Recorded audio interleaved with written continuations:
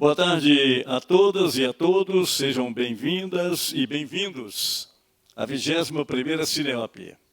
A Universo Produção e o Instituto Universo Cultural têm o prazer de recebê-los para o debate que integra o 21º Encontro Nacional de Arquivos e Acervos Audiovisuais Brasileiros. A Cineop reúne 133 profissionais no centro de 33 debates, diálogos e rodas de conversa, promovendo um espaço de reflexão, troca de ideias e compartilhamento de experiências. Com o tema Gestos Pioneiros, a construção da memória do cinema brasileiro. Esta mesa propõe um exercício de reflexão histórica ao revisitar gestos pioneiros que podem ser compreendidos como fundadores e estruturantes do campo da preservação e da pesquisa sobre o cinema no Brasil. Longe de tratar a história do cinema como um dado consolidado, o debate busca evidenciar como o trabalho incansável de pesquisadores e arquivistas, como Jurandir Noronha, J. Soares, Valêncio Xavier e Pedro Lima, transformaram coleções e interesses pessoais, vestígios e fragmentos em história e patrimônio coletivos. Ao articular a investigação acadêmica, a prática cotidiana das cinematecas, a mesa discute a memória audiovisual como uma construção contínua, forjada na convergência entre o rigor metodológico e a paixão pelo objeto fílmico. Neste contexto, cada gesto de resgate afirma-se, em essência, como um ato fundamental de criação de historiografia. Neste momento, nós convidamos para compor a mesa, como mediadora, a Vivian Malussá, curadora temática Preservação Distrito Federal.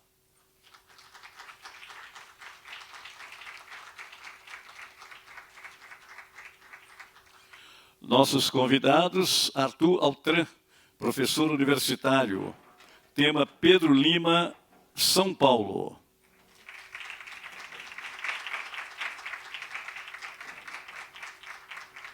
Carlos Alberto Matos, crítico e pesquisador de cinema, tema Jurandir Noronha, Rio de Janeiro. Solange Stex, professora e pesquisadora da Unespar, tema Valêncio Xavier, Paraná.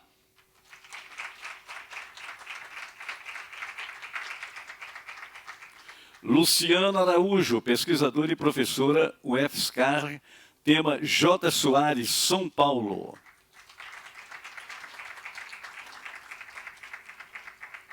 A 21ª Cineop, Mostra de Cinema de Ouro Preto, conta com a Lei Federal de Incentivo à Cultura, onde tem patrocínio, tem governo do Brasil. Patrocínio Master da Petrobras, patrocínio Vale, Itaú, Engea e Caixa. A parceria cultural da Prefeitura de Ouro Preto, Universidade Federal de Ouro Preto, TCE Cultural, emenda parlamentar concedida pelo deputado federal Miguel Ângelo. Este projeto conta com recursos do Fundo Especial do Ministério Público de Minas Gerais, FUNEMP, através da Prefeitura de Belo Horizonte, Secretaria Municipal de Cultura. Co-realização do Instituto Universo Cultural, a realização da Universo Produção. Ministério da Cultura, Governo do Brasil, do lado do povo brasileiro.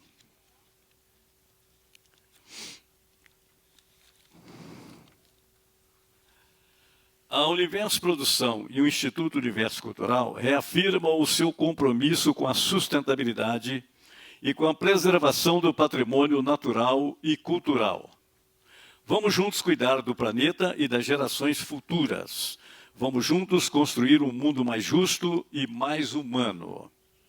Informamos que esse debate será gravado e disponibilizado na plataforma do evento cineop.com.br e no canal do YouTube da Universo Produção. Nós convidamos todos vocês a seguirem e marcarem nossas redes, @Universo Produção, e usarem também a hashtag Cineop. A cobertura completa do evento você pode acompanhar também pela plataforma cineop.com.br. Nós passamos agora a palavra para a Vivian Malussá para a condução dos trabalhos. Muito obrigado. Excelente debate para todos. Obrigado. Boa tarde a todas e a todos. Deixa eu só me acertar aqui. É um prazer, uma alegria ver essa sala cheia e um privilégio mediar essa sessão, que é a primeira mesa de debates mesmo do Encontro de Acervos. Eu estou um pouco nervosa, mais do que eu imaginei. É porque tem muita gente querida aqui e realmente é uma honra poder mediar essa mesa. Uma coisa que eu fiz questão, né, Zé? Eu vou ler aqui rapidinho uma abertura só para me ater ao tempo, para a gente ouvir os nossos convidados. Então, essa mesa ela foi desenhada pensando na preservação audiovisual para além dos procedimentos técnicos, como um conjunto de gestos, que são gestos materiais, políticos, afetivos. Essa foi a ideia da curadoria como um todo, né? Como a gente conversou ontem, quem estava aqui. Então, o que a gente propõe é um exercício de reflexão histórica, né? A revisitar os passos pioneiros que compreendemos como sendo fundadores do campo da pesquisa e da preservação do cinema do Brasil. A gente quer, então, evidenciar como o trabalho de figuras como Jurandir Noronha, aqui através do Carlinhos, o J. Soares, pela Luciana, o Valêncio Xavier, pela Solange, e o Pedro Lima, pelo Arthur, como o trabalho deles pôde, né, contribuir para transformar coleções e interesses pessoais em patrimônio coletivo. Aproveito para agradecer a presença de vocês.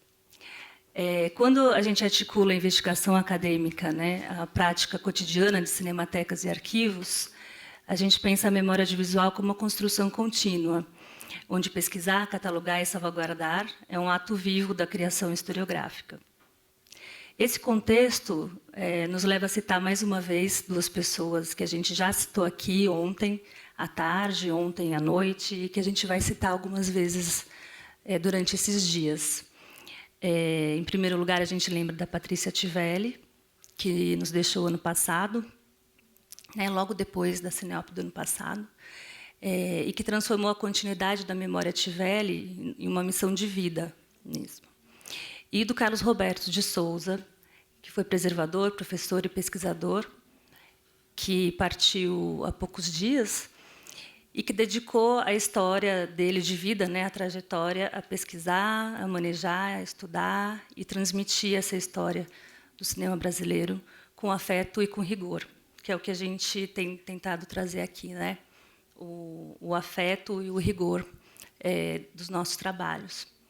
Então, agradeço mais uma vez a presença de vocês, a presença dos palestrantes.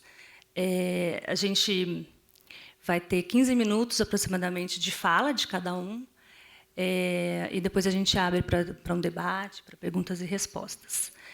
Então, a gente começa com o professor Arthur, mas, antes de passar a palavra, eu queria só desejar um excelente debate. Obrigada, pessoal. Arthur.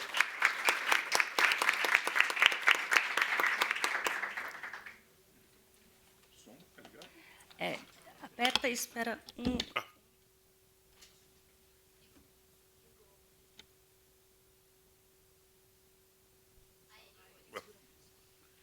Você pode colocar os slides.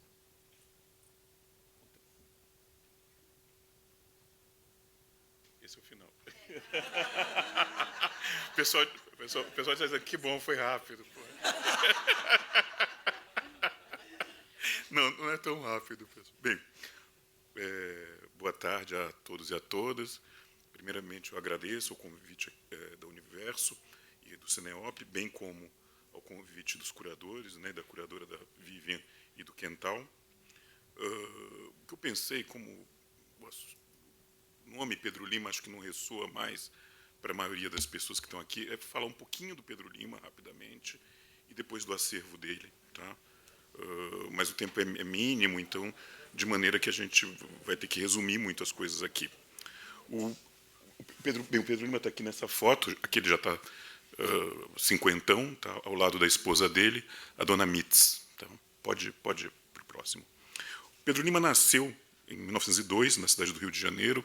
Lá ele estudou no Colégio Pio Americano, onde conheceu Adhemar Gonzaga, que foi uma pessoa importantíssima na vida dele, era um jovem cinéfilo, se tornam amigos já no colégio, e já no final dos anos 10, início dos anos 20, Pedro Lima, assim como Gonzaga, passam, né, a atuar na imprensa cinematográfica da época.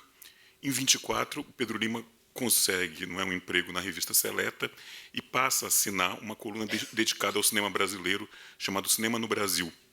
E, paralelamente, o Gonzaga atuava na revista Para Todos, de maneira que os dois, atuando juntos, encetam, organizam a primeira campanha em prol do cinema brasileiro. Essa campanha já foi estudada por vários autores, entre eles um dos maiores, que é Paulo Emílio Salles Gomes, e tem uma importância enorme na história do nosso cinema, porque, com todos os equívocos dessa campanha, com todos os erros desses autores, foi a primeira tentativa de tentar entender os problemas do nosso cinema, principalmente econômicos, de mercado, também o que eles julgavam serem problemas estéticos, enfim, isso, o ponto de vista hoje é muito diferente, mas enfim. Em 1927, o Pedro Lima passa a assinar a coluna sobre cinema brasileiro em Cinearte, onde o Gonzaga também já trabalhava, e a campanha deles dura até 1930. E, como se sabe, né, a campanha pelo cinema brasileiro foi um tremendo também modo de tentativa de organizar os cineastas brasileiros, que então atuavam nas mais variadas cidades do país, é o tempo dos chamados ciclos regionais, né, de forma muito desarticulada. Então, a campanha também foi uma tentativa de articular essas pessoas que se dedicavam ao cinema nos anos 20 no Brasil. Tá? Em 1930, Pedro Lima rompe com Adhemar Gonzaga e ali a campanha se encerra. O Pedro Lima atuou também, em 1928, como um dos diretores de produção de Barro Humano, dirigido pelo Gonzaga, que, como vocês sabem, é um filme que já não existe mais, mas vem a ser, não é, um dos nossos filmes mais importantes do período silencioso. Pode mudar. Aqui uma outra foto do Pedro Lima, né? É já uma foto dos anos 50. Eu imagino que essa foto aqui é do período da Comissão Cavalcante, tá? E aí vocês podem ver, o Pedro Lima está no fundo, né? O Gustavo Capanema, Alberto Cavalcante, o Vinícius de Moraes. Eu não sei quem está na frente do Pedro Lima, não sei quem está. Para mim foi mais para atrapalhar que o Pedro Lima não pudesse aparecer na foto direita. Se alguém conhecer, pode nos esclarecer. Bem, após sua saída de Cinearte, Pedro Lima passou a trabalhar como cronista cinematográfico dos Diários Associados, que era, né, a grande empresa de comunicação no Brasil da época, atuando, né, no jornal, no Diário da Noite e na revista semanal Cruzeiro como cronista cinematográfico desses e até de outros órgãos. Nos Diários Associados ele ficou até 1963, quando se aposenta, e já era há muitos anos considerado o decano da crítica no Brasil. Em 1939 ele também ingressou no Ministério da Agricultura, onde ele foi trabalhar não na CIA, mas no CIA, Serviço de Informação Agrícola, onde ele realizou dezenas de documentários sobre temas ligados à agricultura brasileira, à pecuária, à geografia. Para citar alguns títulos, que ainda existem alguns desses títulos: A Colheita do Marmelo, de 40, Nordeste, de 45, Pelotas, a Princesa do Sul, de 48. Ele também exerceu alguns cargos na luta política do cinema brasileiro, né? Foi o primeiro presidente da Associação Brasileira de Cronistas Cinematográficos, que foi criada em 45, e integrou, lá nos anos 50, a Comissão Federal de Cinema, que foi uma comissão criada na presidência de Juscelino Kubitschek. Pode mudar. Pedro Lima faleceu na cidade do Rio de Janeiro em 1987. Não é? Ou seja, teve 85 anos de vida, e nesse período, desde os anos 10, desde lá a juventude dele, ele foi acumulando um grande arquivo cinematográfico, sobretudo, não só, mas sobretudo em torno do cinema brasileiro. Quando ele falece, né, esse arquivo se localizava numa casa que ele mantinha na Ilha do Governador, no Rio de Janeiro, e ele deixou inconcluso um projeto que, na realidade, ele não conseguiu desenvolver praticamente nada, que era escrever uma grande história do cinema brasileiro, né? Ele se via como uma espécie de testemunha da história do cinema brasileiro. Testemunha, de fato, praticamente era, né? Porque ele começou a ver filmes brasileiros ainda na década de 10. Ele legou esse vastíssimo arquivo, né? onde você pode encontrar a produção intelectual dele, recortes de jornais, fotografias, revistas, livros, press releases, cartazes, programas de cinemas, documentos originais de tipos muito variados, fichas técnicas datilografadas e mesmo cópias de filmes. Tá? Só para dar um exemplo, bem, o arquivo fotográfico é riquíssimo, tá? Várias das fotos, não todas, mas várias das fotos dessa apresentação são do arquivo Pedro Lima. Essa, por exemplo, é uma foto de um filme do qual hoje a gente só tem um trechinho de 2 minutos, que foi a primeira coprodução entre o Brasil e a Argentina, A Esposa do Solteiro, do Carlo Campo Galliani, um filme, agora o ano me fugiu, 1926, posso estar errando aqui por 1 ou 2 anos a data. A Esposa do Solteiro. Pode tocar. Esse enorme acervo que o Pedro Lima acumulou, tá, é uma fonte fundamental para a nossa historiografia, muito especialmente no que se refere às décadas de 20 e 30, embora ela não seja só dessas décadas, pois se trata de um período, as décadas de 20 e 30, né, cuja produção fílmica está em grande medida perdida, né, e poucas pessoas se interessaram em formar conjuntos documentais sobre o cinema brasileiro desse período. Após a morte de Pedro Lima, a Embrafilme chegou, em 1988, a procurar a família dele, visando comprar o acervo, mas isso não deu certo. Pedro Lima, uma característica importante, ele não teve filhos, então e a esposa dele, quando ele morreu, já estava também com a saúde muito deteriorada. Então o acervo, no fundo, passou a ser administrado pelos sobrinhos dele, que não são pessoas de cinema, tá? Não eram e não são pessoas de cinema. Então, no fundo, viam aquilo como um atravanco que estava numa casa que eles queriam, no fundo, vender, que era essa casa na Ilha do Governador. Eu conheci o sobrinho, entrevistei ele, enfim.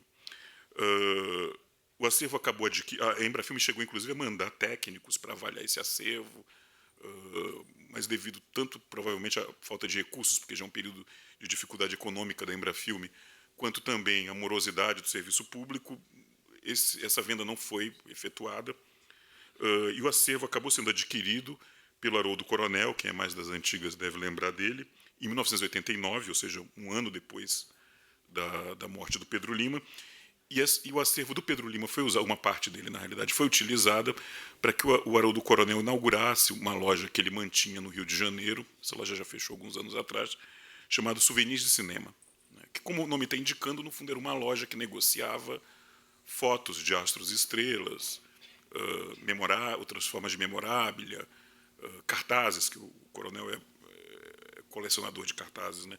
Enfim, negociava todo tipo de artefato relativo ao cinema, mas claro que grande parte da coleção Pedro Lima não tinha um interesse propriamente econômico, né? O que tinha interesse econômico, no fundo, foi negociado nessa loja pelo Coronel de forma fatiada para, sei lá, quantas centenas de pessoas que compraram.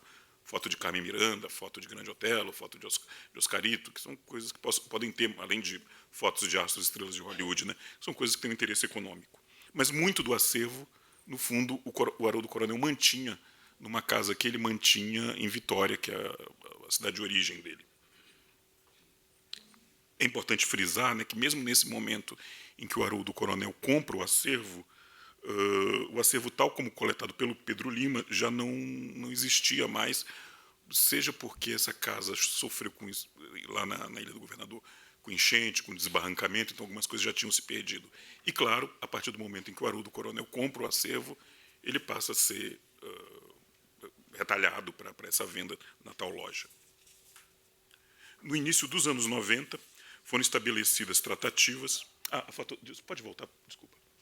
Essa foto anterior é da Aurora Fúlgida, que foi atriz de teatro e cinema. Essa foto é do filme Lucila, um filme do final dos anos 10, não existe mais também, e era uma das grandes paixões do Pedro Lima, tanto o filme como a própria Aurora Fúlgida. Você encontra a correspondência dos dois até os anos 40, para vocês terem uma ideia. Pode passar.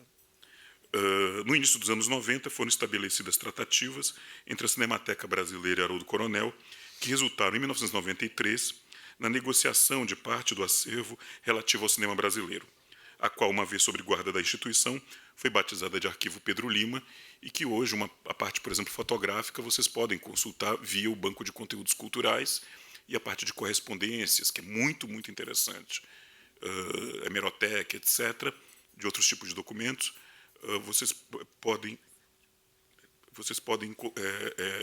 consultar na Cinemateca Brasileira. Obrigado.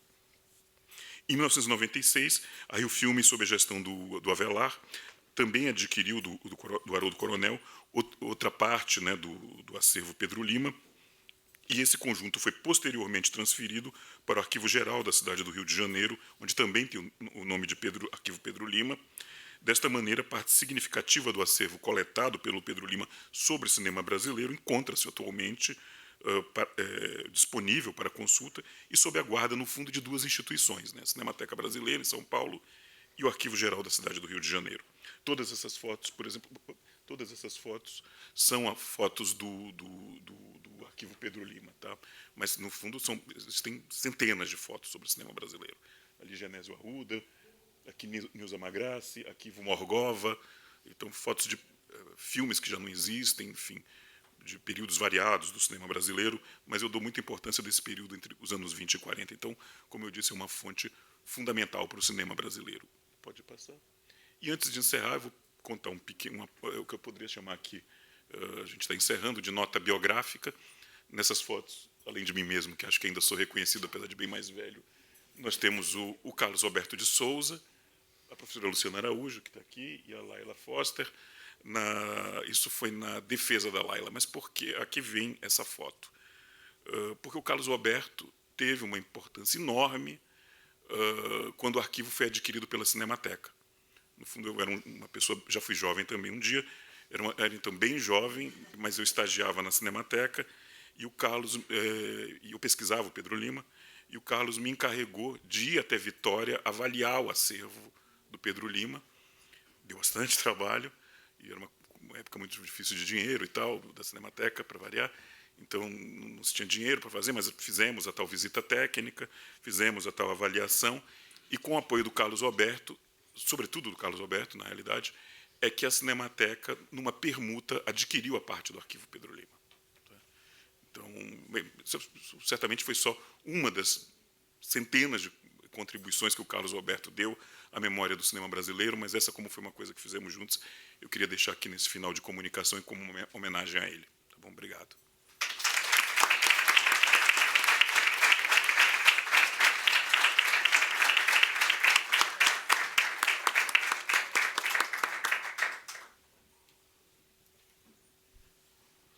Obrigada, Arthur. Eu não vou comentar nada por enquanto, vou já passar a palavra para o Carlos, para o Carlinhos, e depois eu faço alguns comentários. Então, ele vai falar sobre o Jurandir Noronha.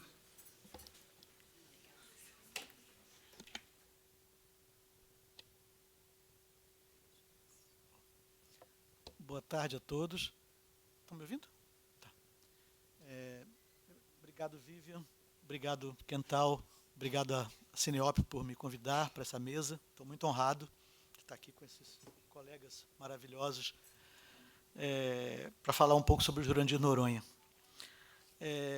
O Jurandir ele tem essa particularidade de ter sido, ao mesmo tempo, um garimpeiro de coisas, né, supostamente perdidas, né, e ser um cineasta que também fez vários documentários de memória, de produção de memória, né, e de ser um militante, né, ideólogo pela preservação de filmes, né, de audiovisual. Saiu Jurandir com uma coladeira, não sei se alguns menos jovens aqui lembram que existia essa coisa da coladeira, né?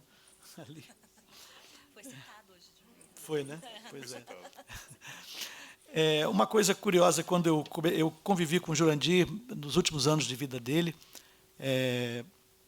e uma coisa que eu achei interessante é que ele vivia nos últimos anos, ele morreu em 2015, perdão, com 99 anos, né, viveu bastante, morreu em 2015, e ele vivia já nos últimos anos com o genro, na casa do genro e da filha dele, no Flamengo, do Rio, e eles contrataram uma nova auxiliar doméstica, e quando ela chegou, a primeira coisa que ele fez foi sentá-la para assistir aviso aos navegantes.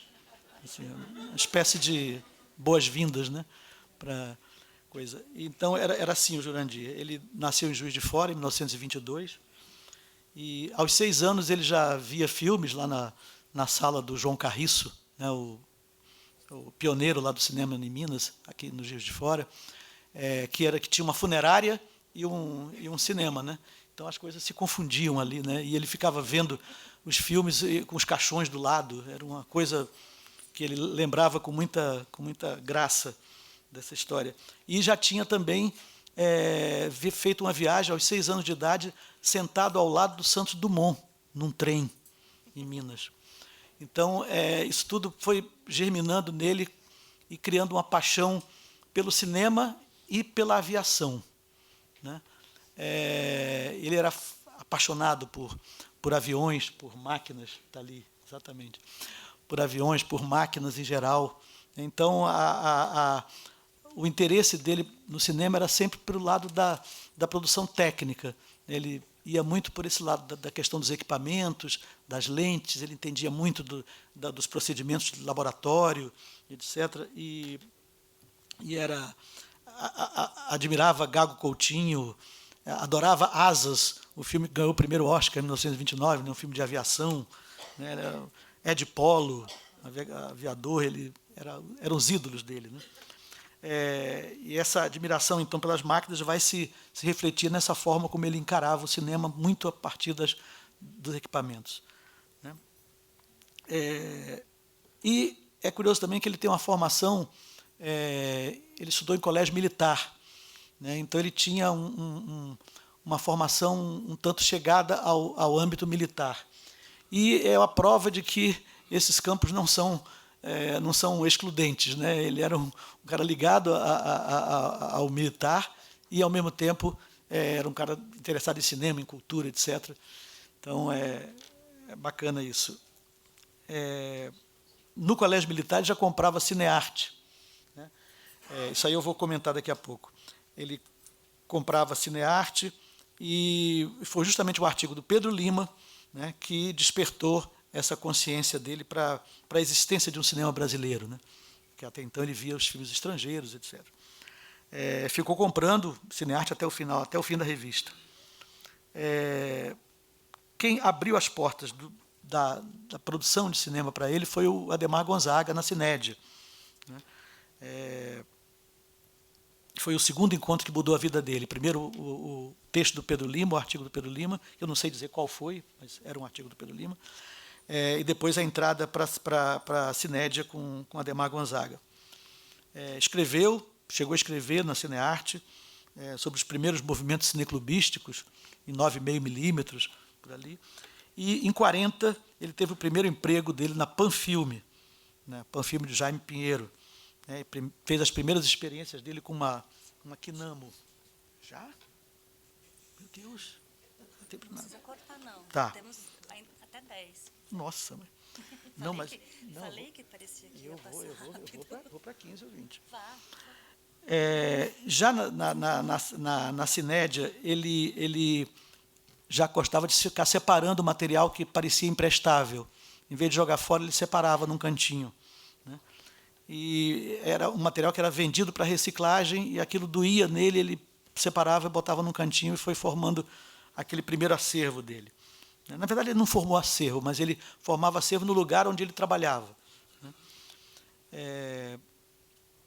Enfim, veio a guerra, Segunda Guerra, ele fez alguns documentários sobre o esforço de guerra, né?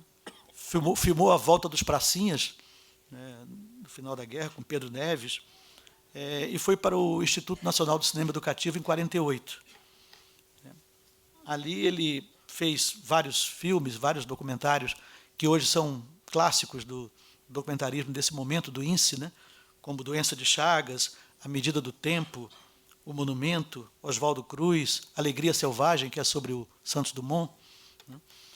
E fez um depois, com o roteiro do Hernani Hefner, o Poética da Aviação, né, que é um filme já de 73, que ele chamava Poética da Aviação, Os Brasileiros e a Conquista do Ar, que era sobre a participação, a partir do Santos Dumont, a participação dos brasileiros nas conquistas da aviação, né? Aí o trabalho dele como garimpeiro, né, por exemplo, na Filmes Artísticos Nacionais, do Alexandre Wolffs, que ele cuidava das latas dos filmes e tal, ele acabou descobrindo ali o voo do 14 bis, do Santos Dumont, que não se sabia que existia um registro do voo do 14 bis. Nos arquivos do Francisco Serrador, por exemplo, ele encontrou a corrida de São Gonçalo, em 1919, né, que é hoje um dos filmes mais antigos que a gente tem preservados, né, talvez o mais velho, né, preservado. Né. O 7 de setembro de 1910, ele encontrou na época também, do Pascoal Segreto, esse eu acho que não tem mais. Né. Nas distribuidoras da Cinelândia, por ali, ele vivia percorrendo as distribuidoras e procurando o lixo das distribuidoras. Né. Ali ele encontrou um fragmento do Max Linder, que era desconhecido até na França. Na casa de um diplomata de São Paulo, ele encontrou filmagens preciosas de 1913. Numa fazenda de Itaipava, ele encontrou cenas da Inconfidência Mineira de Carmen Santos. Nos arquivos do Paulo Benedetti, finalmente, enquanto ele estava procurando barro humano, acabou encontrando os negativos do Tesouro Perdido. Né? É uma loucura, assim, os achados do Jurandir são desse nível. Assim, né? Cada conversa com o Jurandir era assim, esse manancial de pistas, né, para onde encontrar certas coisas. Né? E muitos documentaristas já se valeram disso, né, procuravam ele para, dali, então, era o ponto zero da pesquisa, era conversar com o Jurandir.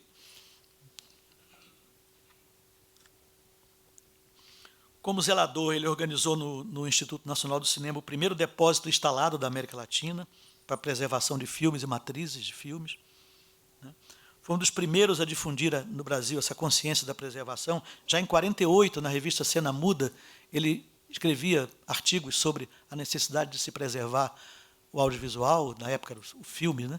E, inclusive, procurando saber o que estava sendo feito em outros países, para que se incorporasse esses ensinamentos, esses procedimentos aqui. Né? Em 71, ele propôs a criação do Museu do Cinema, né? E coordenou a organização de um pequeno museu do cinema que funcionou na Funarte, foi exposto na Funarte, depois se dissolveu também, mas era um sonho dele fazer um museu do cinema. Ele não tinha acervo com ele, mas ele queria ser com a cabeça voltada para isso, para criar um museu do cinema. Né?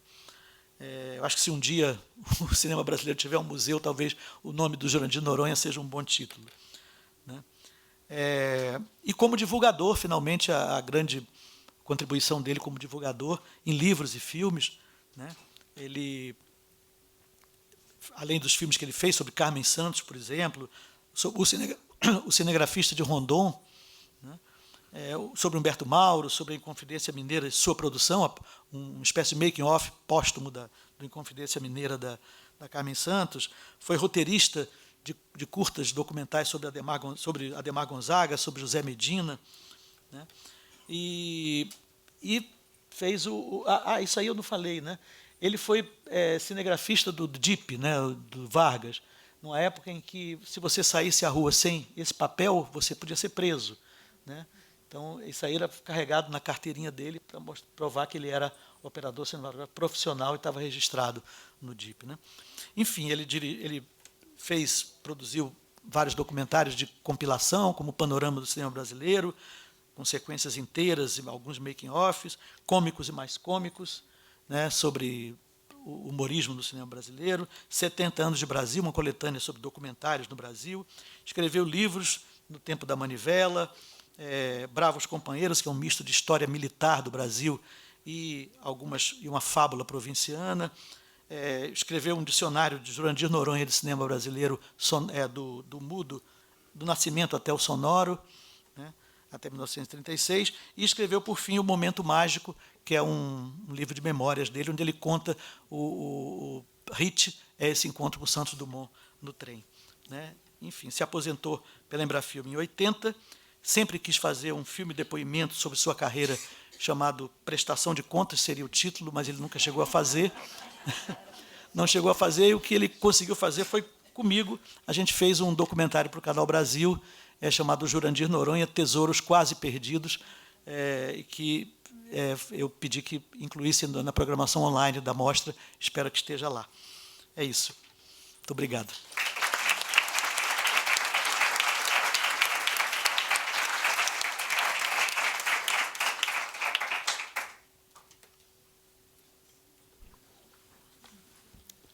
Obrigada, Carlos. Antes de passar para a Solange, infelizmente a gente não conseguiu trazer para a programação, a gente tentou com o Canal Brasil, Não sei se tem alguém aí, ainda dá tempo de colocar online. Olha, mas só para informação... Mas dá para assistir, tá? Só para informação, Sim. eu assumi a responsabilidade, eu mandei uma autorização para o festival dizendo que eu assumia a responsabilidade e podia botar na programação. Então, se quiser botar, ainda dá tempo. Pois é, ainda dá tempo, gente. A gente tentou. Obrigada, Carlos. Depois a gente conversa mais um pouco. Vou passar para a Solange, agora saindo um pouco do eixo carioca, indo para o Paraná.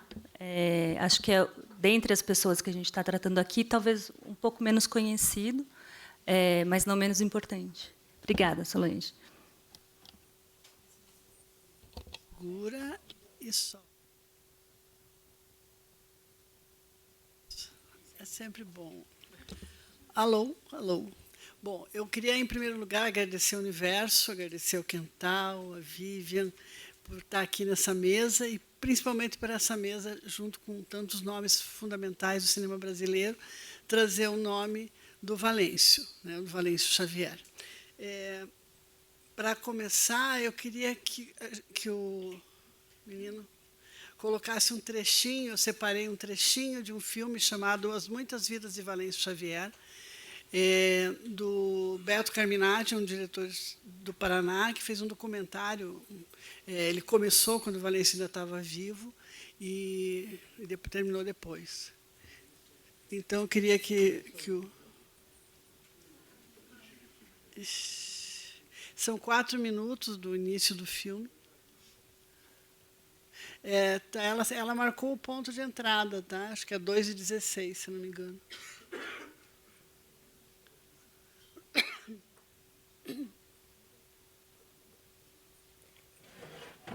Ele está colocando no começo. Quer que eu vá aí? É esse aí, mas é no 2:16. Espera aí.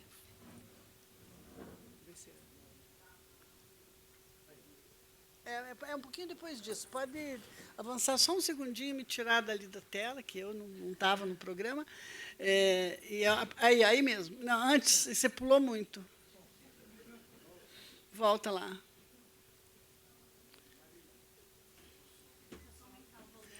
Você precisa... Ali onde estava, ela tinha deixado marcado, ali onde estava, que eu estou falando, é logo em seguida. Deixa aí mesmo, deixa aí. Se puderem apagar a luz também, por favor. Aí, ó. Não? Ele vai apagar. Eu não seria cineasta e toda uma geração não existiria de cineastas se ele não tivesse feito esse ato heróico de criar a Cinemateca do nada. O Valêncio não é um amigo, não é um conhecido, não é um companheiro de trabalho, mas é uma experiência. E toda aquela coisa do genial Valêncio, que tudo que ele fazia era melhor, tal, a gente se assustou um pouquinho, eu pelo menos me assustei, né? O Valêncio foi um grande gozador, né? Então, em conversa, ele se autopromovia, mas não era autopromoção, era gozação. Quem conhece o Valêncio tem essa grande surpresa, né, de como ele é modesto, enfim. Infinitamente teimoso. Ele tinha umas ideias, era mais prático do que teórico. Supervisionava, aconselhava, né, dava orientações. Todas as consultas com ele eram muito agitadas. Hoje eu sou um grande fã do seu Valêncio. Mais do que um respeito, até um certo medo da figura do velho senhor da Cinemateca. Algumas pessoas chamavam ele assim. Todas as formas de expressão simultaneamente. Fiquei encantada com a genialidade, com a criatividade dele.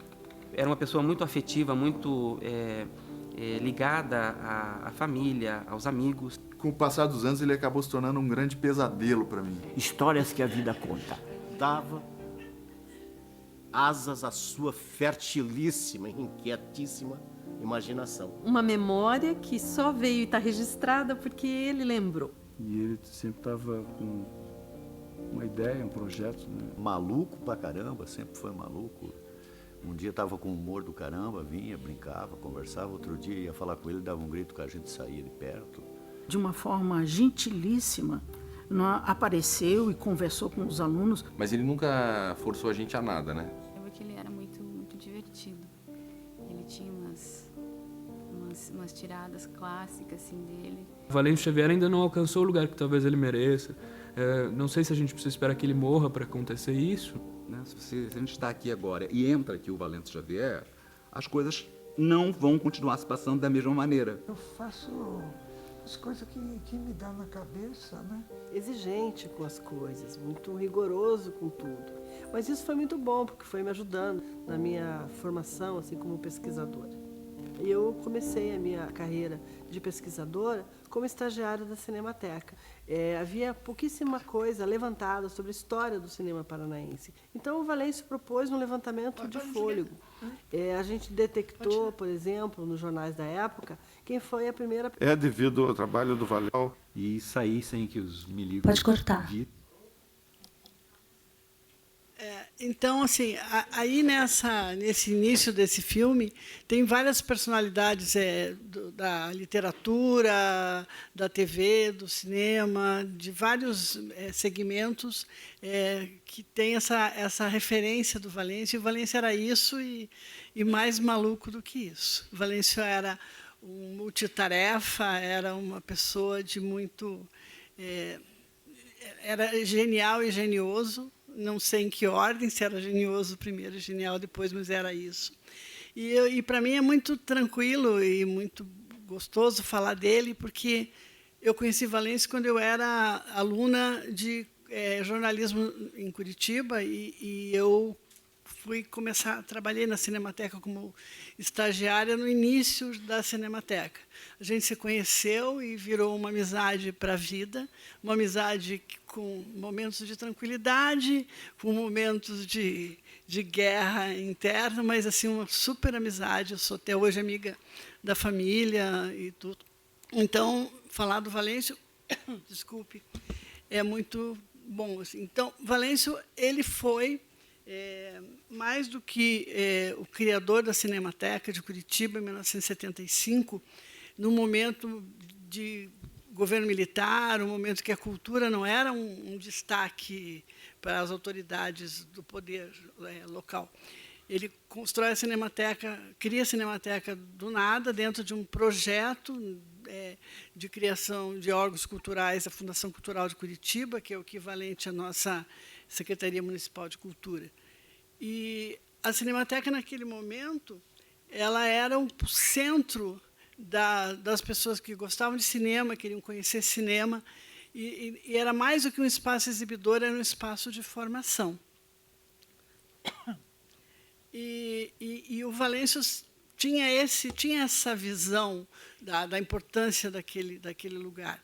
Tanto que a Cinemateca foi criada em 75, em 1976 ele desenvolveu um projeto de cinema e educação, numa época que se falava, tirando, claro, a produção INSE, INC, esse segmento, mas essa discussão do cinema na escola, que a gente tem hoje muito presente, isso não existia.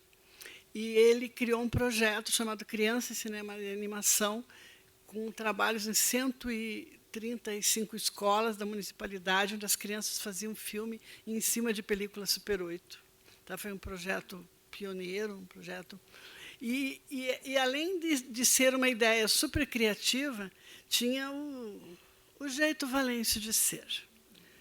Tá? Porque a Cinemateca, claro, foi criada, mas não tinha estrutura, não tinha equipamento, o que a gente não precisa falar muito aqui, porque todo mundo sabe. Então, ele viu no edital do Ministério da Educação uma oportunidade de ele comprar equipamentos que inicialmente seriam para atender esse projeto, Criança, Cinema e Animação, mas que era uma forma de equipar a Cinemateca.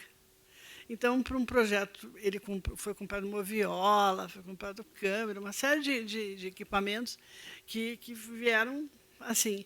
Então, esse projeto ele é muito importante também nesse sentido, não só nessa inventividade. Eu estudei isso no meu doutorado e eu comparo falas dele e a percepção dele do cinema na escola com o Alain Bergalard, com 30 anos de distância, e que você vê um ponto comum. Então, essa ideia dele de ter a Cinemateca como espaço de exibição, espaço de formação, ela passa por todas essas questões que ele inventa projetos, ele fez uma série de coisas, de parcerias, em que ele pode trazer para a Cinemateca também esse lado da formação. Então, tem cursos, aí eu preciso da minha cola. A gente tem muitos cursos, como cursos com o Rogério Sganzella, fez curso na Cinemateca, o Mauro Alice, o Escorel, o Walter Carvalho, o Tendler, que era muito amigo, o Silvio Tendler, que era muito amigo do Valêncio, inclusive o Peter Prisigoda, que foi o montador do Wim Wenders. Tá? Então, estou assim, dando alguns exemplos, e isso forma uma geração, toda uma geração. O Fernando Severo, que está ali, que é um cineasta importante, o Pedro Merege, o próprio Beto Caminati, que faz esse filme, eles são frutos do que se chama a geração Cinemateca. E essa formação ela segue. Depois a gente tem outros movimentos, e tem um movimento que se chama a Turma do Balão Mágico, que eram jovens, os irmãos Schumann, o Eloy Pires Ferreira, que também aparece ali, o Geraldo Pioli, e vários outros cineastas que depois se consolidam no cinema local, na TV, em outras áreas do audiovisual. E eles se formam a partir desses cursos que a Cinemateca oferece, né?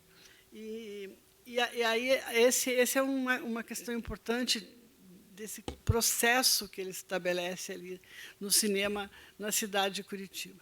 E na questão que é o nosso foco aqui, que é da preservação, da prospecção, o Valêncio era o cara que pesquisava, acho que um pouco do que o Carlinhos fala do Jurandir, de ir lá e procurar um antiquário, uma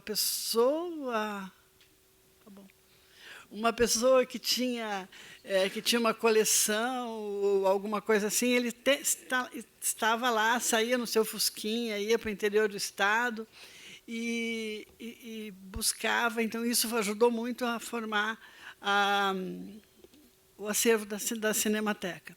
Inclusive, o Aníbal Rocha Requião, que foi o pioneiro do cinema paranaense, ele, durante um período, ele pesquisou, achou material da família, algumas coisas hoje. O Marcos está aqui, que é o diretor da Cinemateca, está ali, pode depois completar, de materiais desses pioneiros que foram todos trazidos para a Cinemateca e preservados. E a outra coisa importante, que eu vou falar bem rapidinho, tá? Sobre a inclusão do cinema paranaense na historiografia do cinema brasileiro.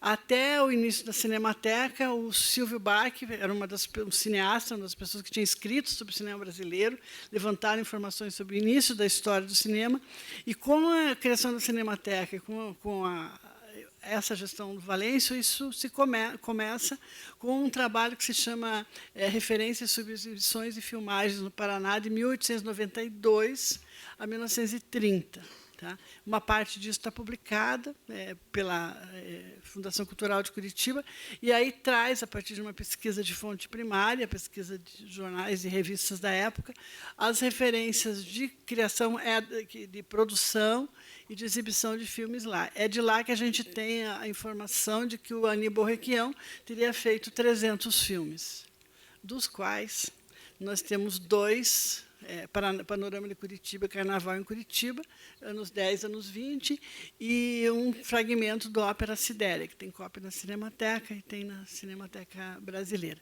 Então, esse incentivo à pesquisa, à formação, foram uma das coisas características e importantes da gestão do Valêncio, que eu queria destacar aqui. Além disso, e não menos importante, bem rápido, ele foi participou da criação do Centro de Pesquisadores de Cinema Brasileiro, lá nos anos 60, com Paulo Emílio e outros, José Tavares de Barros, que foi presidente do centro por muitos anos. E em 1996, ele foi também diretor do Centro de Pesquisadores. Depois, em 88, ele foi diretor do Museu da Imagem e do Som. E um dos projetos importantes dele foi do Descobrimento da América, uma grande programação da Cinemateca, que ele fez um projeto chamado Cineamericanidade, onde ele entrevistava pessoas que tinham relações com o cinema latino-americano. Por exemplo, o Silvio Tender falando de um filme chileno, o Las Pirralli, ou outros autores falando de questões latino-americanas. Então, tinha a produção desses filmes, a edição das entrevistas, uns pequenos cadernos com edições de entrevista. Então, ele tinha essa percepção assim, de transformar discussões importantes como essa do cinema latino-americano em vários, usar a palavra produtos aqui na falta de uma coisa melhor, que divulgassem essa ideia, que divulgassem esse tema. E tem muito mais assim. Até eu brinquei quando conversei com o Quental hoje, falei, bem, eu tenho quanto? 3 horas para começar a falar sobre o início da Cinemateca. Então, mas isso é só uma parte, e estou à disposição para perguntas depois.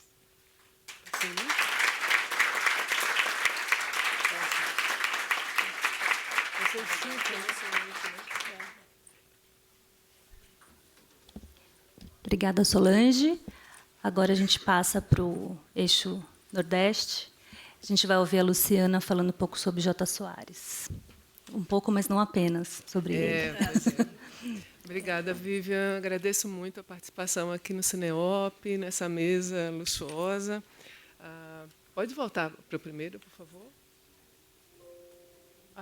Desculpa, que eu estou com óculos de leitura e eu não vejo direito o PowerPoint. Então, a minha fala é Gestos Pioneiros... Desculpa, essa é a mesa.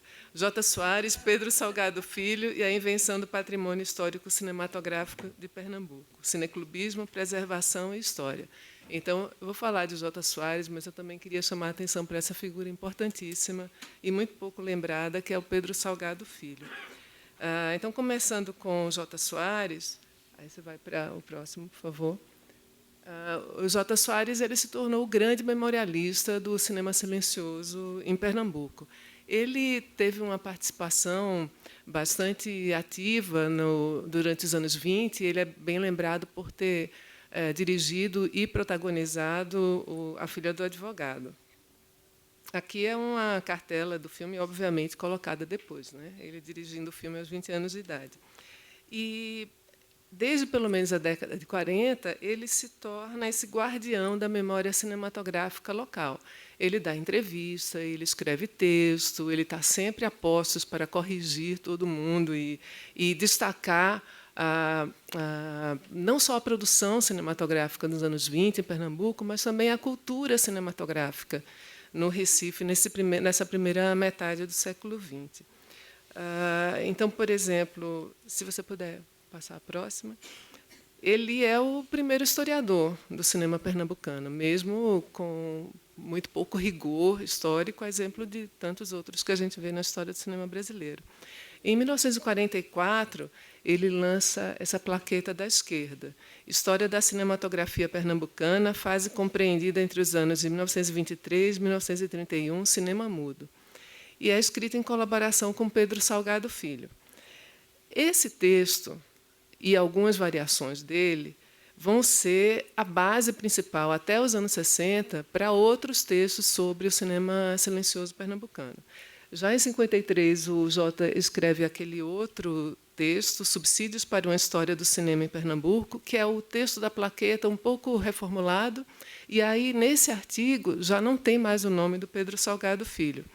Esse artigo, Subsídios, é o que vai servir de base para o BJ Duarte fazer o texto sobre Recife na segunda retrospectiva do cinema brasileiro, em 54, e também serve como fonte para Alex Vianney e para Caio Scaib. Alex Vianney, quando faz a introdução ao cinema brasileiro, e o Caio Scaib, quando faz o capítulo dedicado aos ciclos regionais no Il Cinema Brasiliano, de 61.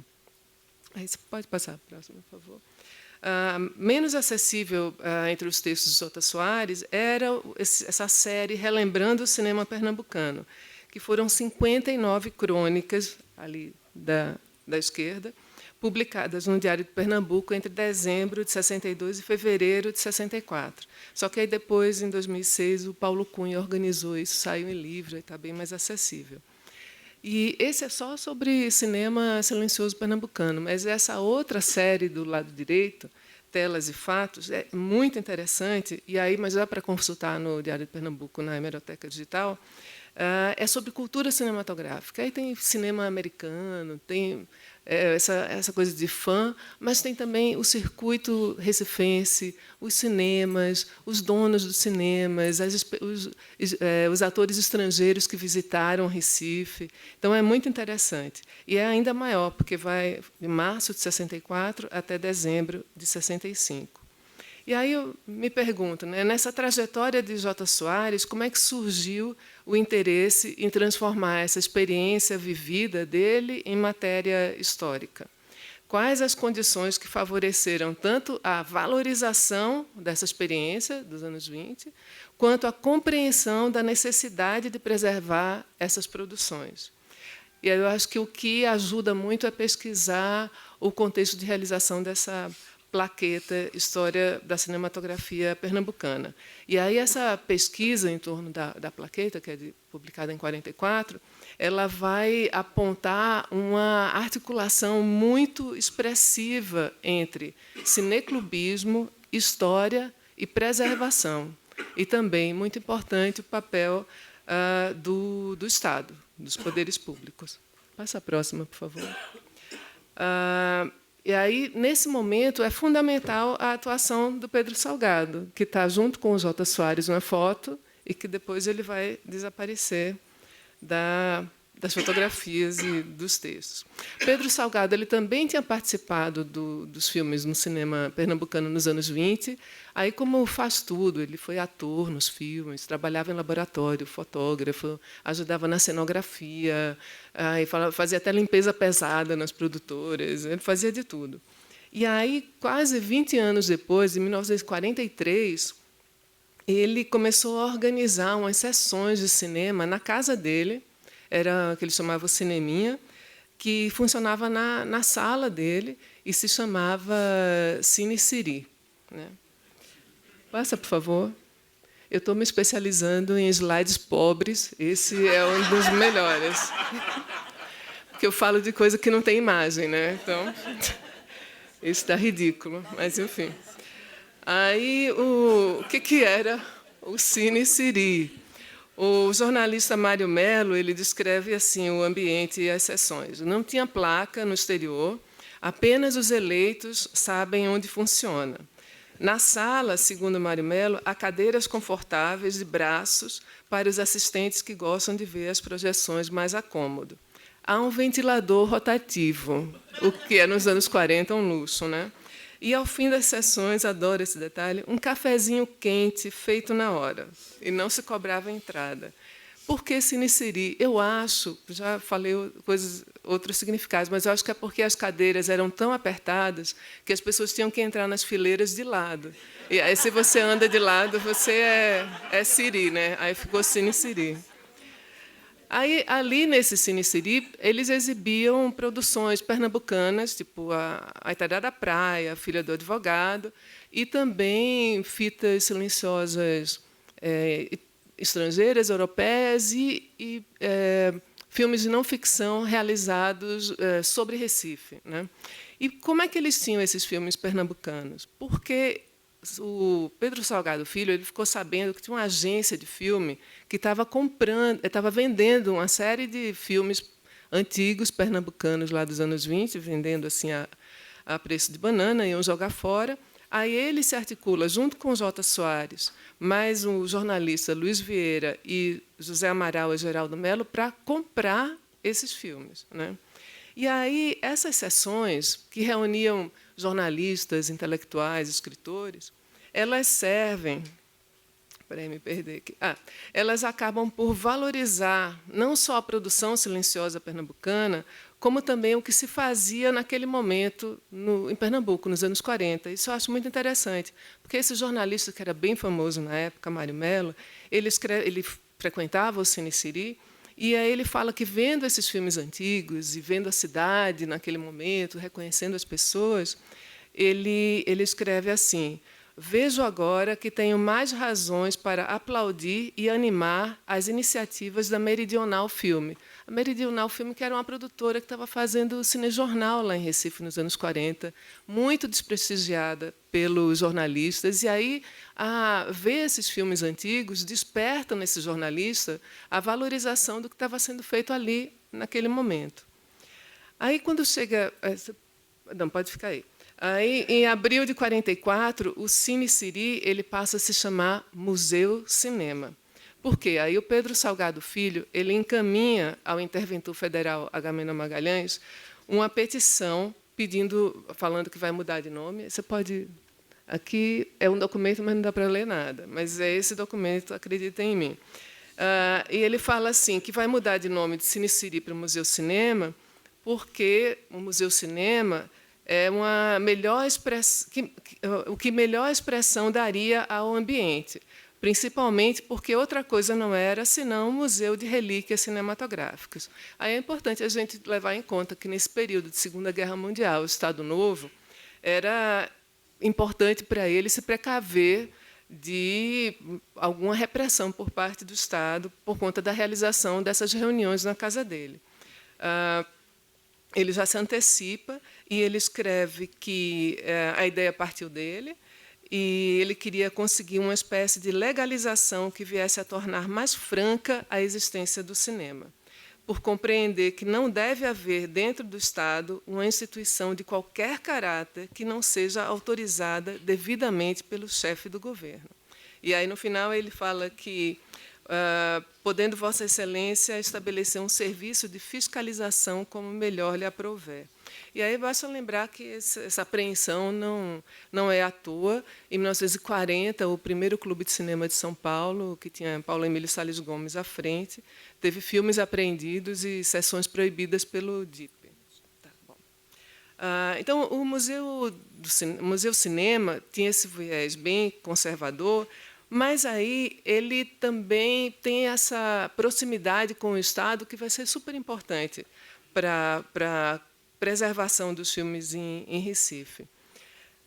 Quando o Cine Siri vira o Museu Cinema, a primeira sessão é anunciada pela Diretoria de Estatística, Propaganda e Turismo do Estado de Pernambuco. Então, a propaganda do Estado ela incorpora o Museu Cinema. E aí o texto de divulgação fala que o Museu Cinema vai dar início a atividades mais disciplinadas, exibindo filmes que, embora tecnicamente inferiores, são de grande valor documental. E aí vem o orgulho pernambucano, né? Didaticamente explica que não se trata apenas de alimentar saudosas memórias, mas é, sobretudo, um estímulo ao trabalho, à luta e à conquista de um lugar de destaque, o lugar que o Recife teve, malgré tout, no passado, em relação ao cinema brasileiro. E aí, num artigo de 48, já após o Estado Novo, J. Soares fala que o interventor Agamenon Magalhães ele não só visitou o Museu Cinema, como publicou um artigo elogiando essa iniciativa, que eu não encontrei, e facilitou a aquisição de filmes documentários que estavam na Secretaria de Obras Públicas.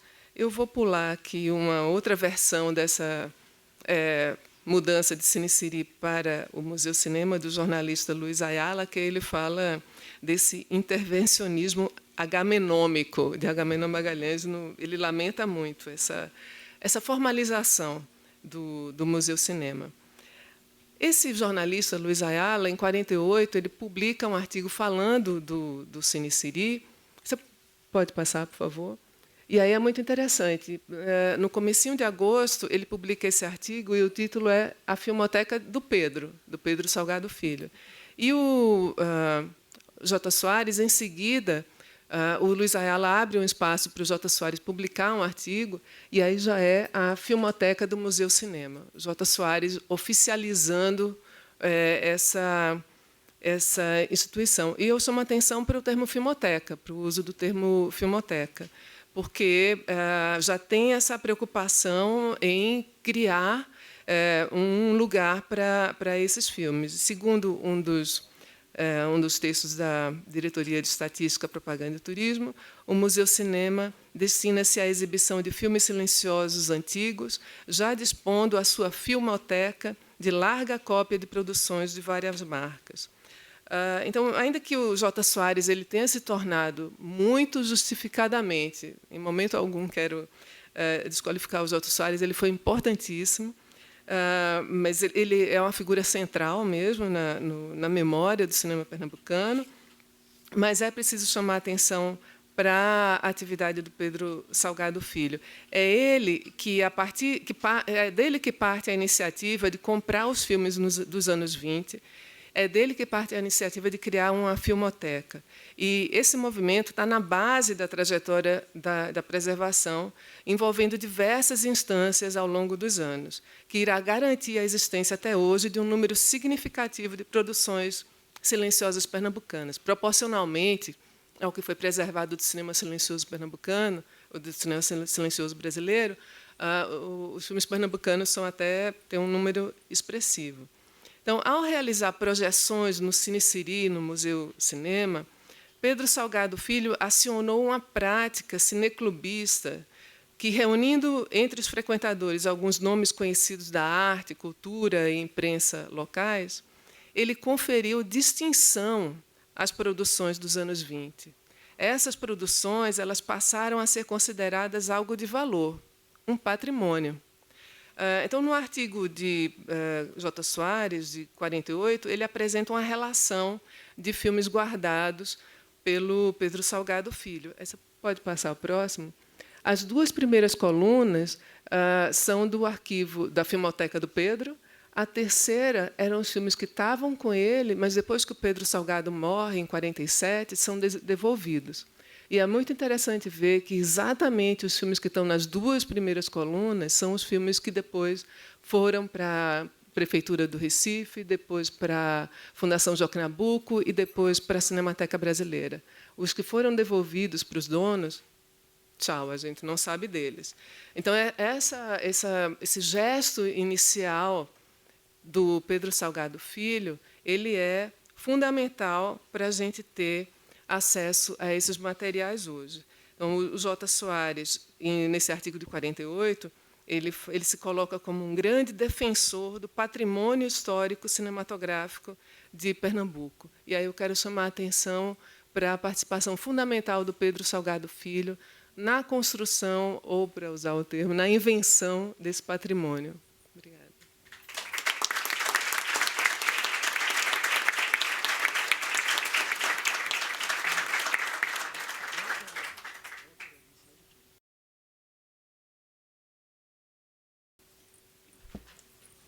Obrigada, Luciana. Obrigada mais uma vez à mesa. A gente tem tempo para algumas perguntas. Eu queria só fazer 2 comentários rápidos sobre o que a gente falava sobre a importância da continuidade na pesquisa e que a história não está dada, né? Ela está sempre em construção. E a reescritura dela é sempre importante, né? A gente poder trazer, por exemplo, a figura do Pedro Salgado Filho como essa pessoa também de importância, né? Não só o J. Soares como ficou conhecido, né? Então, o nosso trabalho nunca acaba, é o que eu sempre digo. E outra coisa, fiquei pensando um pouco sobre um conceito também que tem sido falado um pouco mais atualmente, que é sobre o colecionador acidental, que são as pessoas que herdam coleções, né? São filhos de colecionadores ou pessoas parentes, porque o colecionador não teve filhos, e que como isso pode se perder mesmo, né? De repente cai na mão de quem não reconhece o valor, ou cai na mão de quem não reconhece, mas acaba pensando, nossa, isso aqui tem algum valor, e vai pesquisar e vai tentar se institucionalizar. Então, eu fiquei pensando nisso por conta até do Valêncio Xavier, que eu vi uma informação de que, em 2011, a família, os herdeiros, tentaram vender toda a coleção pessoal dele para sebos. Não era nem para instituições ou enfim, algo para uso comercial mesmo. Mas para sebo, como se realmente tivesse um valor mínimo ali, né? Só para a gente refletir um pouco sobre os caminhos, né? Até isso chegar realmente a um patrimônio coletivo e ao reconhecimento. Aí eu queria saber se alguém tem alguma pergunta, algum comentário. Ali a Mirelle, a Laila. Mais um? Vamos fazer 3. Como é o teu nome, desculpa? Caio, tá bom. Mirelle, Laila e Caio. Pode falar, Mirelle.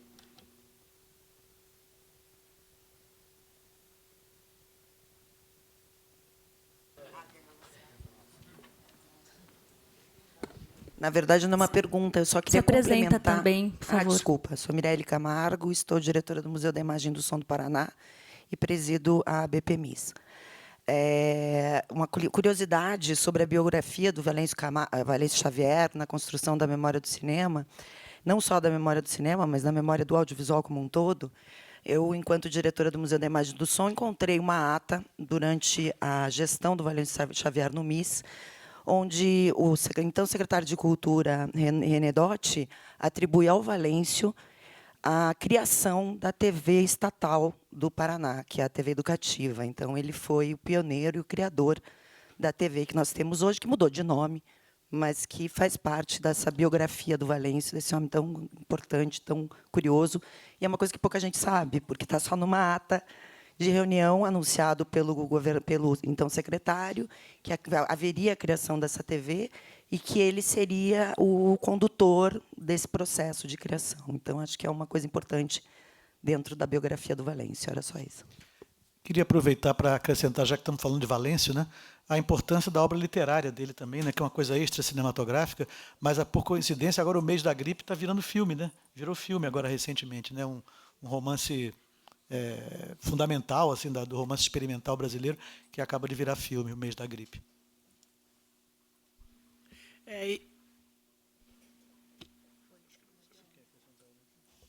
O dedinho dele. Vai. Isso que o Carlinhos traz é muito importante, porque eu citei que ele era da literatura, mas não cheguei na questão. O Mês da Gripe é muito importante, O Mistério Japonesa virou filme, tem um outro filme feito pelo Besto Carminati e pelo Pedro Merege, que chama Mistérios, que faz um estudo de várias obras do Valêncio e transforma isso numa ficção. Então, ele era realmente muito importante, tanto no cinema quanto no audiovisual. E também, depois, mais para o final da carreira dele, ele trabalhou muito tempo na Gazeta do Povo, onde ele fazia textos incríveis assim, sobre história do cinema, sobre preservação. Então, tem mais esse detalhe. Podemos passar para a Laila?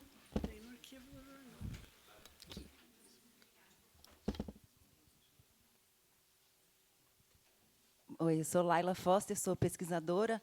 É só um gancho, porque o Arthur trouxe a foto da defesa da minha dissertação, e a minha dissertação era uma dissertação sobre a coleção de filmes domésticos da Cinemateca Brasileira. E uma das minhas fontes, que depois gerou o meu doutorado, era a Cinearte e as colunas de cinema amador do Sérgio Barreto Filho. E o Jurandir Noronha ele participava, né, dessa discussão do cinema amador. Né? Ele trocava correspondência com o Sérgio Barreto Filho. Né? E tem foto dele, né, nas colunas de cinema amador. E depois ele assume a coluna depois do falecimento do Sérgio Barreto Filho. Um pouco para pensar também como essa multiplicidade. Né? Assim, era uma curiosidade tão grande com o cinema, né? Então escreviam, faziam filme, né? Trabalhavam, se juntavam, e ele foi uma figura muito importante nesse campo cineamador. Ele vira uma espécie de referência também nessa época, ali no final dos anos 20. Obrigado.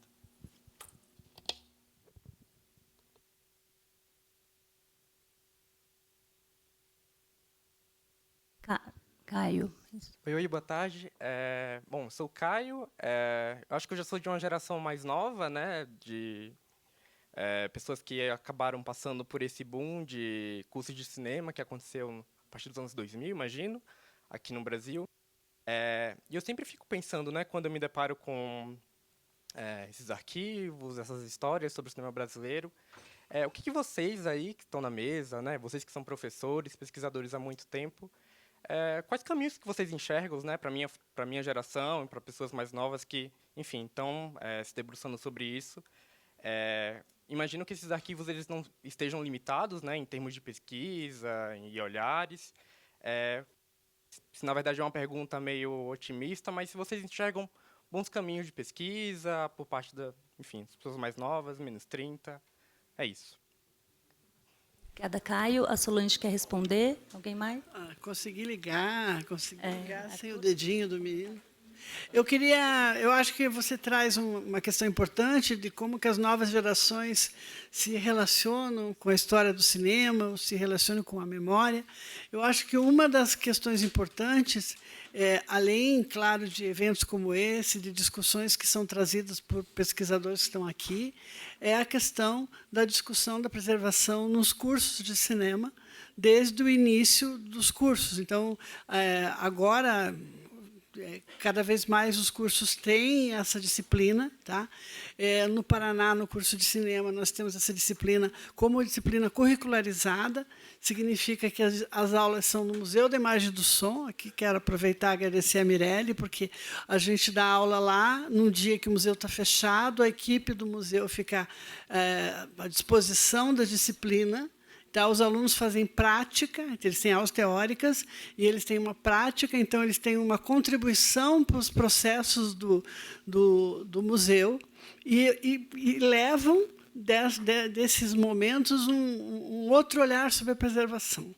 Então, a quantidade de pessoas interessadas em fazer estágio nessa área, de fazer TCC, vai aumentando gradativamente e vai aumentando essa questão desse olhar sobre a memória que você traz aí na sua indagação, na sua preocupação.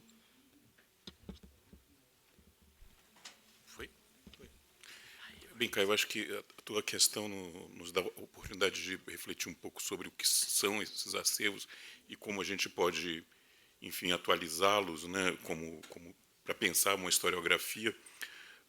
Em relação, por exemplo, às fotos, é importantíssimo para a gente ter uma ideia um pouco mais clara do que foi o cinema silencioso brasileiro, por exemplo.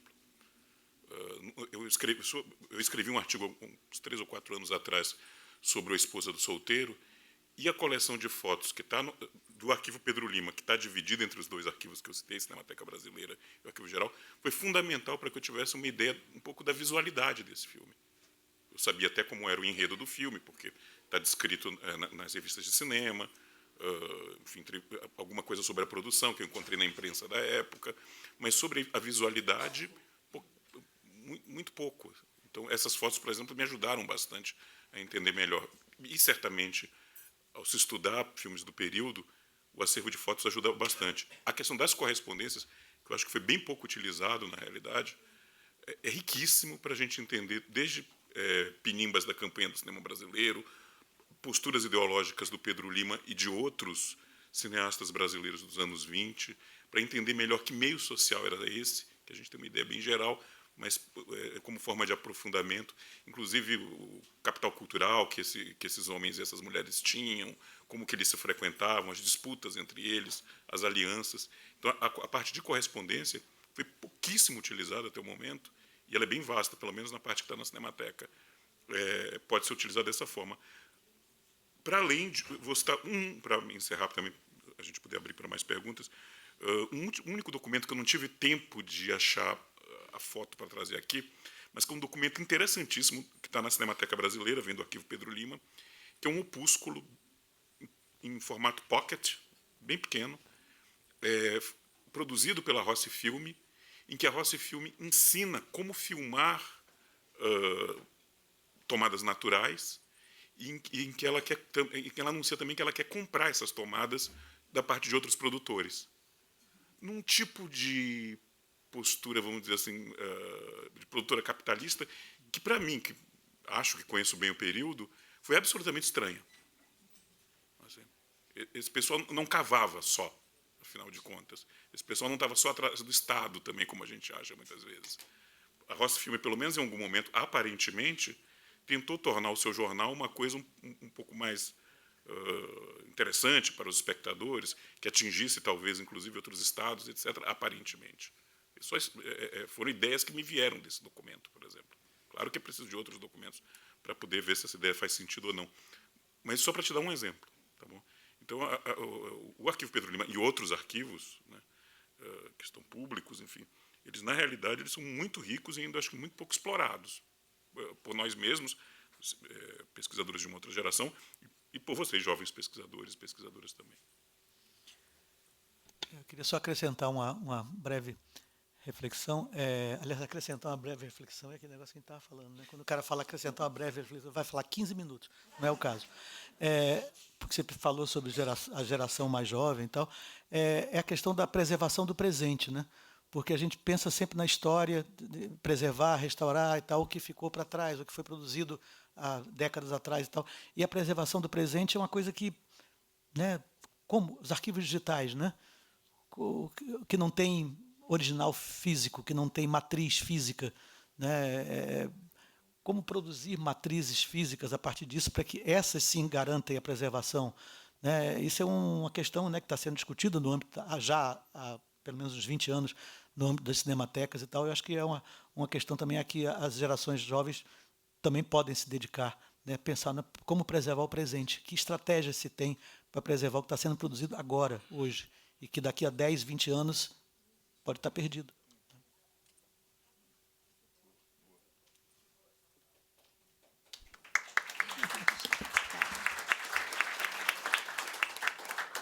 Mais alguma pergunta?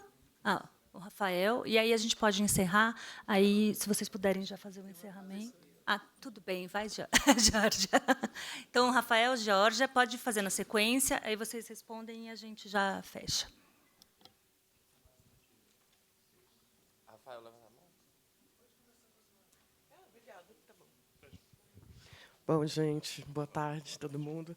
Eu sou Georgia Sinara, coordenadora do Luminave, em Goiânia, Goiás, professora da Universidade Estadual de Goiás.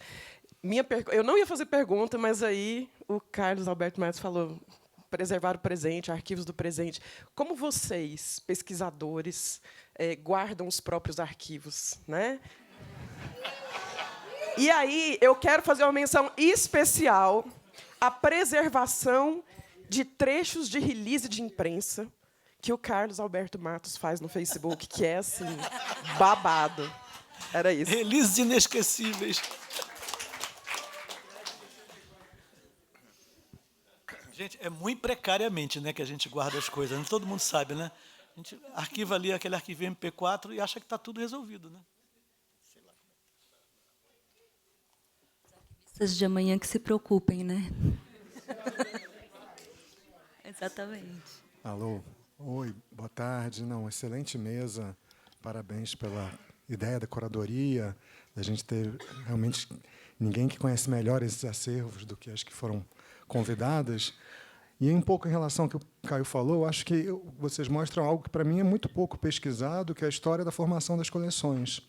Né? Porque a gente vê um filme e, às vezes, não tem nem ideia quem que foi a pessoa que recolheu aquela cópia, quando ela foi salva, de que condições, onde foi encontrada, porque o que a gente vê é que a maior parte dos filmes, né, foram salvos por iniciativas pessoais, alguns institucionalizados ou não, mas quase sempre foram iniciativas de pessoas, por conta do fato de que as empresas, os laboratórios, as revistas não tinham acervos institucionais.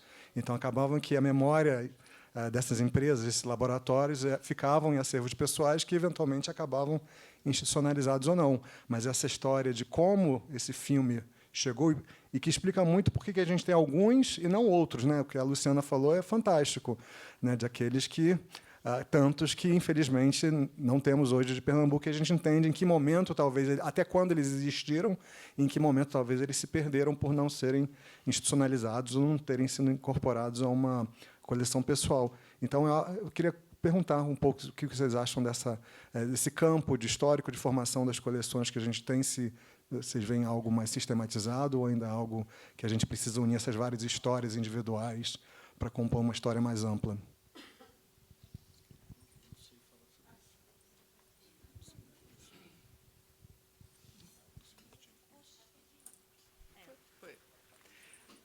Primeiro, respondendo a Georgia, né, eu lembrei de um amigo meu que ele ficava falando dos defeitos da gente. Quando a gente falava dos defeitos dele, ele falava: nós não estamos falando de mim, estamos falando de você. Então, eu não quero falar sobre a maneira como eu guardo ou não guardo as minhas coisas. Estou falando de 1940, né? Abafa o caso, como diz uma outra amiga.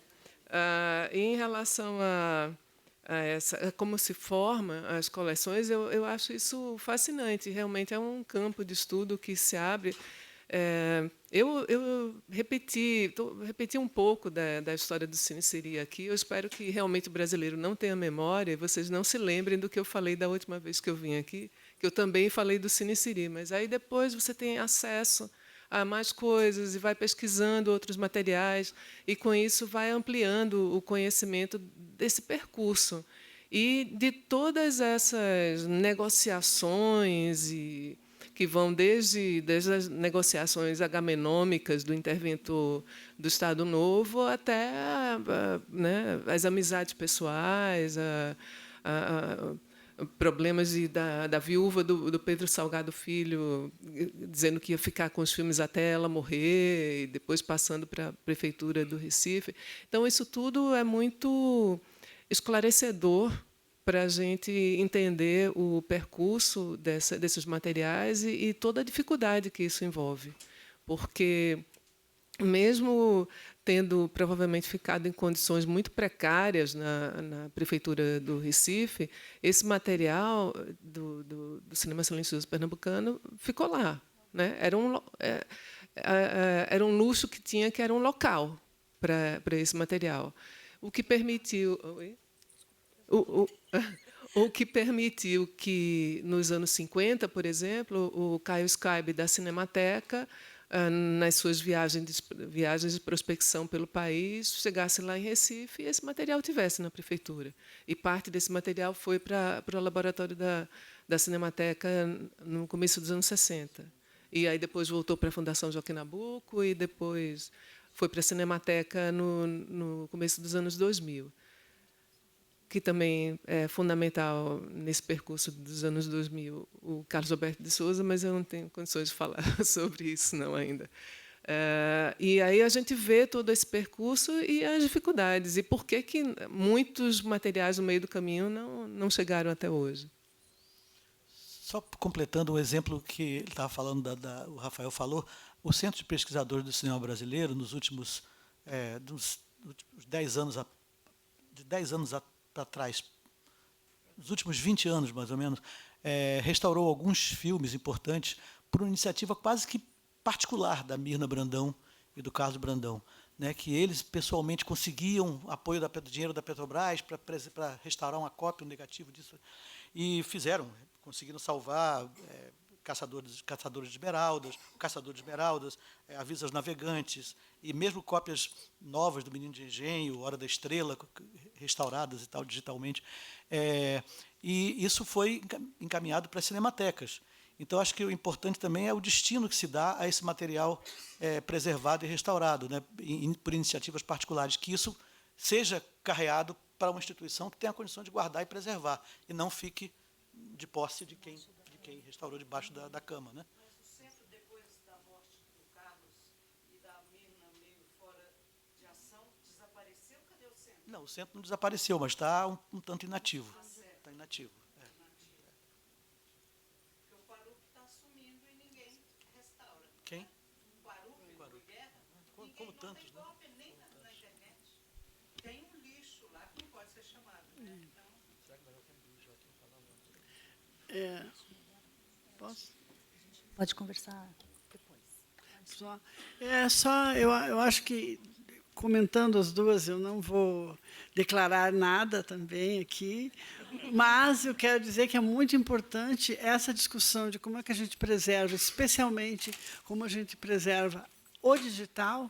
Ela é um processo de educação que eu acho que ela já está antecedendo a universidade. Eu acho que ela precisa começar em outro lugar, e especialmente quando a gente pensa nas relações do cinema com a educação, ela tem que começar lá na educação básica, porque hoje qualquer adolescente, qualquer criança produz, vamos usar essa expressão, produz imagens que, nesse momento, elas podem ser só uma imagem de uma brincadeira, mas daqui a 50 anos elas são uma imagem de um tempo. E se a gente não vai chegar, se a gente não tiver processo de pensar como preserva, não só nos acervos, mas como as pessoas preservam seus próprios arquivos, a gente vai viver num mundo sem memória. E quanto ao que o Rafael fala, eu acho que a gente avançou muito nas questões de preservação, ampliou muito os objetos de estudo, mas tem muita coisa, mas muita coisa mesmo, que precisa ser pesquisada, que precisa ser aprofundada, detalhamentos, assim, por exemplo, aqui, pegando Cine Siri. Ela fez uma brincadeira, o Cine Siri era assim, porque as pessoas entravam de lado. Mas isso também é um estudo sobre um espaço, sobre momentos de exibição, etc. Então, assim, usando só esse seu exemplo, eu acho que tem muita coisa aí para a gente se dedicar e pensar muito na questão do hoje, do dilema digital, do problema da preservação digital, que, por mais estudos que existam, que a FIAF está fazendo, os pesquisadores estão fazendo, que todo mundo está discutindo, mas não existe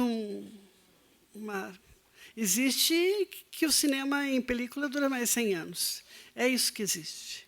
Então, é só isso.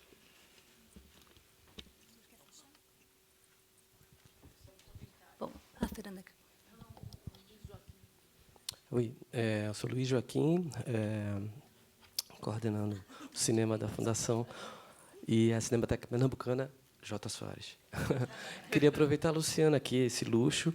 E a sua última fala, Luciana, você estava falando, dizendo dos filmes silenciosos pernambucanos, né, que foram para São Paulo, depois voltaram para o Recife e chegaram na Fundação Joaquim Nabuco.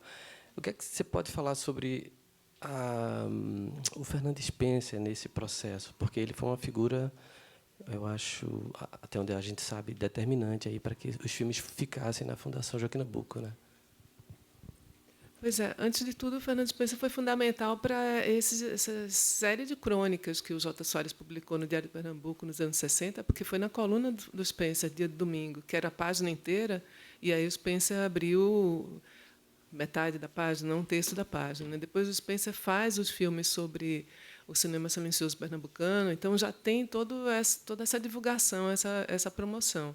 E, de fato, o Fernando Spencer, além de crítico, ele escrevia no Diário de Pernambuco, ele era também diretor da Filmoteca, né? E, com isso, ele articulou também a preservação desses filmes na Filmoteca. Agora, eu não sei exatamente o trabalho dele para a separação desses filmes em nitrato, porque aí ele já tinha falecido no começo, quando teve essa transferência para a Cinemateca, mas os nitratos eles estavam num depósito separado, ou seja, tinha tido um cuidado ali de separar os nitratos na Fundação Joaquim Nabuco.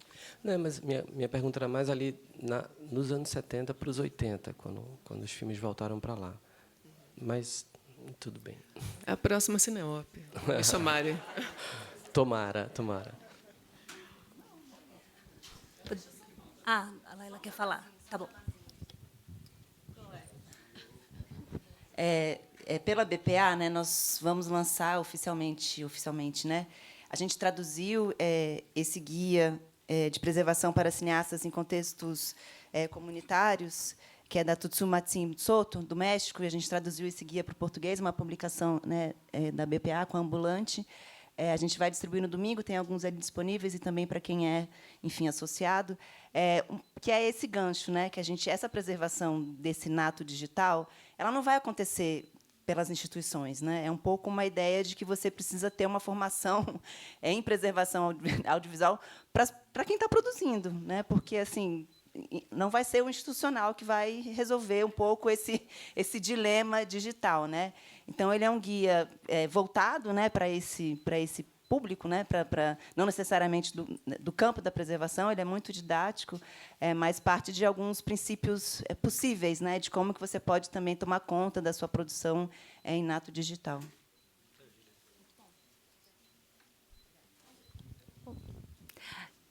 Agradecendo, então, mais uma vez, a presença de vocês aqui e aí, e sugerir para que fiquem também para a próxima sessão. A gente separou um pouco essa parte histórica, e a próxima mesa tem questões mais do presente, né? Coleções que estão tentando ali se institucionalizar, ou se formalizar, ou, enfim, ter uma estrutura.